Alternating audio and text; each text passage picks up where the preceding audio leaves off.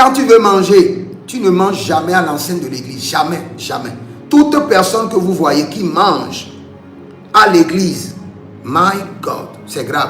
Même du chewing-gum, du bonbon, tu es en train de violer déjà le sacré. Tu manges du chewing-gum à l'église, tu peux manger du chewing-gum auprès du fétiche, au couvent.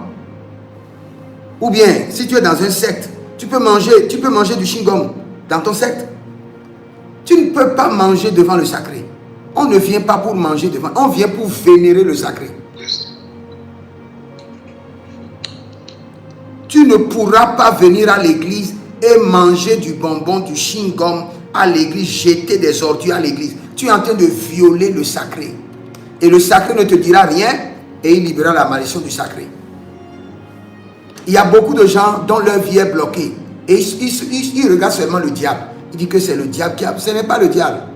Tu as violé le sacré. Il y a un vœu que tu as fait au Seigneur que tu n'honores pas. Il y a quelque chose que tu fais à l'église que tu as abandonné. Il y a un engagement que tu as pris, que tu as ignoré. C'est ça d'abord qui bloque ta vie. Laisse d'abord le diable. Le diable n'est pas autant puissant. Il n'est pas autant fort. Mais il utilise seulement la stratégie de ton Dieu contre toi.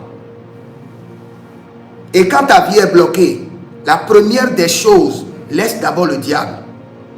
Parce que la Bible nous dit que quand deux personnes ont des problèmes, Dieu intervient et il y a la solution. Mais la Bible nous pose la question, quand quelqu'un a des problèmes avec Dieu lui-même, qui pourra intervenir en sa faveur? C'est ce que Samuel nous disait quand il parlait à Saül.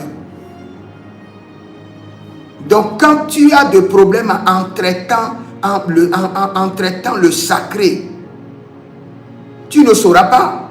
Ta vie sera bloquée. Tes finances seront bloquées.